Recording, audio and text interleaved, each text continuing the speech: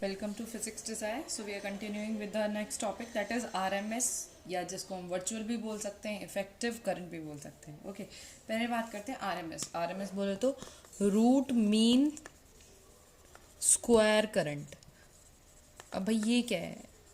अभी हमने alternating currents में एवरेज करंट पढ़ा था, पर ये रूट मीन स्क्वायर करंट का मतलब क्या है?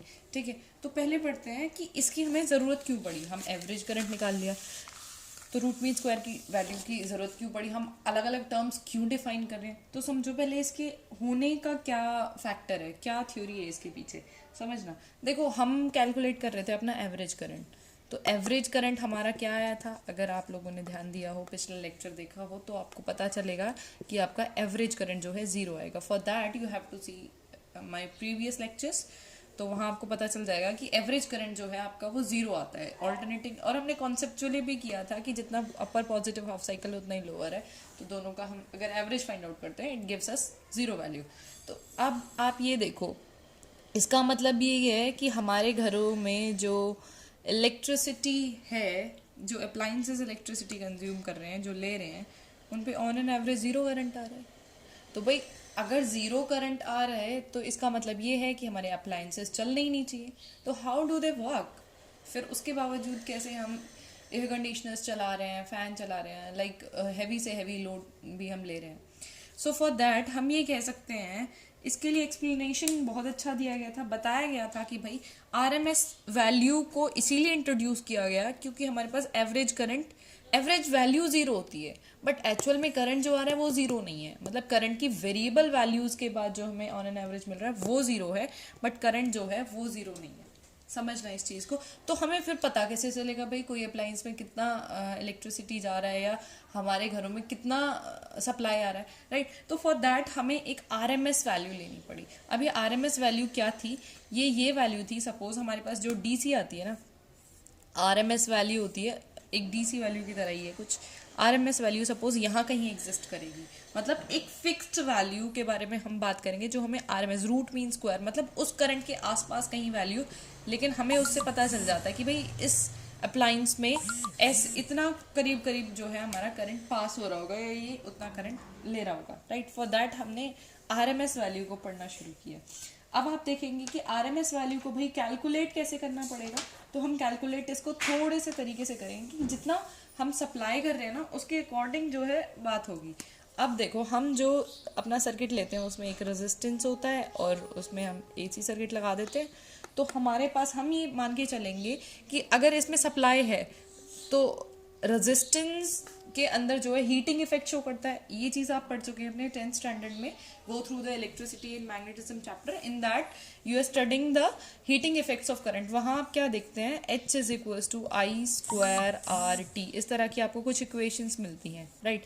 H is your heat consumption, या हम बोल देते हैं हीट लॉस जितना हो रहा है अप्लायंस में इस करंट के साथ, उसमें कुछ रेजिस्टेंस लगा होता है और पर्टिकुलर टाइम पीरियड में कुछ में, राइट. तो ये हमारा हीटिंग इफेक्ट्स ऑफ करंट में हम ऑलरेडी पढ़ चुके हैं अपने प्रीवियस क्लासेस में, राइट. तो हीटिंग इफेक्ट को हम यहाँ पे थोड़ा सा ऑन प्रायोरिटी रख के चलेंगे और अपना डेरिवेशन सॉल्व करेंगे, समझेंगे.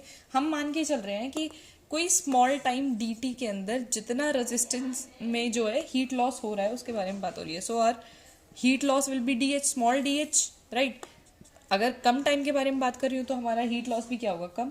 या कोई भी अप्लायंस जो है वो स्मॉल हीट प्रोड्यूस कर रहे हैं इन टाइम dt, राइट. और हमारा करंट, आप समझिएगा हीट क्या होता है, आई स्क्वायर आर, और टी क्या है आपका, स्मॉल करंट. अब ये तो बात हो गई आपकी, इतने टाइम में dt टाइम में आपकी स्मॉल हीट प्रोड्यूस हुई है, I square R dt dh. Okay, ये dh आपकी हीट प्रोड्यूस हुई है in dt time, that is your I square R dt. अब आप ये समझना कि अगर मैं अप्लायंस का ओवरऑल हीट प्रोड्यूस या फाइंड आउट करना चाहूँ तो वो कैसे मिलेगा, हम अप्लाई करेंगे इंटीग्रेशन. यही हम करते हैं. अगर हमें सम अप चाहिए किसी टर्म का, सम अप भी हमें किसका चाहिए, हमारी पूरी साइकिल का. 0 to t अप्लाई हम कर सकते हैं लिमिट्स कैपिटल टी, क्योंकि पूरे साइकिल के बारे में बात करें ना. अब डी में क्या लिमिट्स होंगी, मतलब कुछ जीरो हीट से कुछ एच हीट, हमने कोई वैल्यू स्पेसिफाई नहीं की है, we just taking a term कि कुछ होगी H. So it will gives us H and here we have I square. अब आपकी आई की वैल्यू क्या थी, हमने जो अपने एसी करंट में आपका करंट वेरिएबल करंट होता है जो कि इस फॉर्म का होता है I not sine omega T.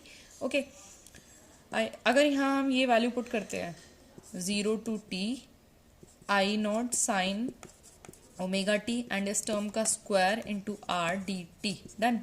So we have I not square 0 to t sine square omega T, R भी कांस्टेंट है तो we are taking it outside the integration D T. अब देखो साइन स्क्वायर का direct integration तो हमारे पास है नहीं, so we are applying the formulas. आपने कुछ इंटीग्रेशन फॉर्मूलाज किए होंगे अपने 10th 11th या मैं कहूँ 12th स्टैंडर्ड में। So we have cos 2 theta का formula 1 minus 2 sine square theta, ये होता था। यहाँ से हम साइन स्क्वायर थीटा की वैल्यू निकालेंगे। Sine square theta will be your 1 minus cos 2 theta, और क्योंकि इसके साथ 2 भी है तो ये 2 यहाँ के नीचे आ जाएगा। ये हम बहुत बार अप्लाई कर चुके हैं मैथ्स वाले स्टूडेंट्स के लिए, कोई टफ बात नहीं है, right. So we are applying this value here. So apply करके देखते हैं क्या आती है वैल्यू।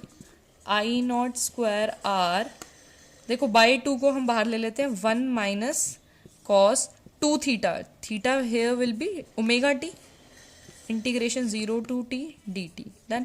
अगर हम इसके इंटीग्रेशन को सॉल्व करते हैं तो हमारे पास क्या आएगा, देखो यहाँ 1 dt बोले तो t आएगा या नहीं आएगा, t small t minus cos के लिए इंटीग्रेशन क्या होता है, plus sine 2 omega t over 2 omega, where within the limits 0 to capital t। Done. And ये टर्म एज इट इज आपकी आ जाएगी यहाँ I not square R by 2। Done. अच्छा, इसको सॉल्व करेंगे अप्लाइंग द लिमिट्स हियर। बहुत simple mathematical integration है, कुछ खास नहीं है इस टॉपिक में। आई not square R over 2 and we have capital T minus sine 2 omega capital T over 2 omega minus, देखो upper limit minus lower limit का साइन माइनस का आएगा और एक माइनस बाहर वाला है, so we are having here plus sign. उससे वैसे फर्क कोई पड़ेगा नहीं क्योंकि ये 0 ही आने वाला है। Upper limit is T, lower is 0, so sine 0 is your 0। अब यहाँ देखो साइन 2 ओमेगा टी, 2 से 2 कैंसिल कर दो।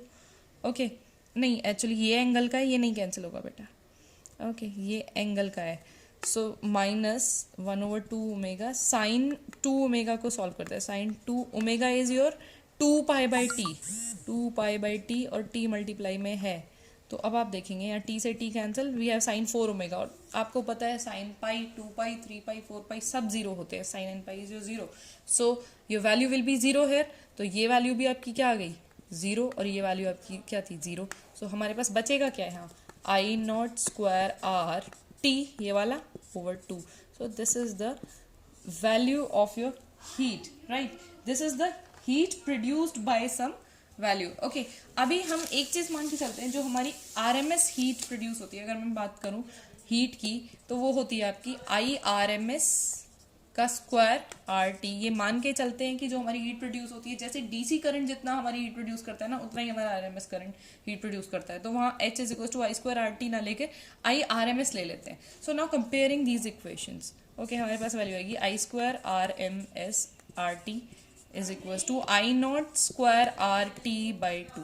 So here RT cancel, we have I square RMS is equals to I naught square by 2. अगर हमें IRMS की value find out करनी है तो हमारे पास क्या आ जाएगी, root of I naught, that is I not square का root I naught over root 2. So our value will be this.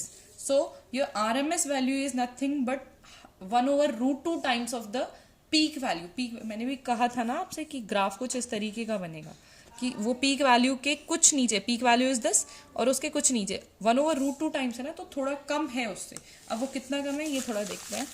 So it's value is, अगर आप इसको सॉल्व करेंगे you get the value I R M S is equals to I naught over root 2 is 1.414 and you get the value 0.707 I naught. ये as it is आप learn कर सकते हैं, cram कर सकते हैं, क्योंकि इसका डेरिवेशन जो है आपके एग्जाम में पूछ लिया जाता है. Okay so this is all about this topic and after that we have to do. अच्छा इसमें एक और चीज़, जैसे हमने आई आर एम एस निकाला है वैसे ही हम ई आर एम एस निकाल सकते हैं. सेम डेरिवेशन है, सेम कंसेप्ट है. So go through it once. Okay now we will discuss another term, form factor. अब ये फॉर्म फैक्टर क्या है, देखो it is nothing but the ratio of what, ratio of I R M S and I average. अब average पे mod लेंगे. Mod क्यों लेंगे, देखो आई एवरेज में भी पॉजिटिव, नेगेटिव और जीरो, जो कि हमने देखा था. ओके अगर हम हाफ साइकिल के बारे में बात करें तो हमारे पास देखिए आई आर एम एस की वैल्यू क्या है, आई नॉट बाय √2 IRMS अभी फाइंड आउट किया है, और आई एवरेज इज योर 2I0/पाई। अब आपके पास एक डाउट होना चाहिए, ये आपका है फॉर्म फैक्टर। एक डाउट होना चाहिए कि हम IRMS वैल्यू तो वो ले रहे हैं, आई एवरेज तो हम वो ले रहे हैं जो हम हाफ साइकिल के लिए कैलकुलेट करते हैं। हाफ साइकिल की वैल्यू ही तो है ये, टोटल तो हमारी जीरो है ना अदरवाइज। ओके, और ये वैल्यू हम ले रहे हैं जो हम फुल साइकिल के लिए लेते हैं। तो एक चीज़ ध्यान में रहे, चाहे हाफ साइकिल में बात करें चाहे फुल साइकिल में, आपकी IRMS जो है वो सेम रहने वाली है। ठीक है, IRMS जो है वो वेरी नहीं करेगी, इसीलिए तो हमारे पास ऑल्टरनेटिंग करंट के लिए हम क्या वैल्यू देखते हैं, IRMS value, right. So this is the term. So अगर इसको सॉल्व किया जाए, I0 से I0 cancel, we have π/2√2, this term becomes है, और यहाँ वैल्यू पुट करेंगे पाई की 3.14, √2 की 1.414, and we get the value 1.111। Okay, so this is your form factor. एक बात ध्यान रखने की है, फॉर्म फैक्टर होता क्या है? फॉर्म फैक्टर हमें बताता है कितना शार्प कोई हमारा पीक है। जैसे हम ऑल्टरनेटिंग करंट का तो ये बता रहे थे, राइट। अगर आप स्क्वायर वेव के लिए देखें तो स्क्वायर वेव के लिए फॉर्म फैक्टर होता है अप्रॉक्सीमेटली 1, राइट। और भी कोई वेव होगी तो जितना शार्प आपका पीक होगा उतना ज़्यादा आपका फॉर्म फैक्टर होगा, या वाइस वर्सा मैं कह सकती हूँ, जितना ज़्यादा आपका फॉर्म फैक्टर उतने शार्प आपके पीक होंगे। Okay, so this is all about this lecture. Thanks for watching. Please like, share, comment and subscribe.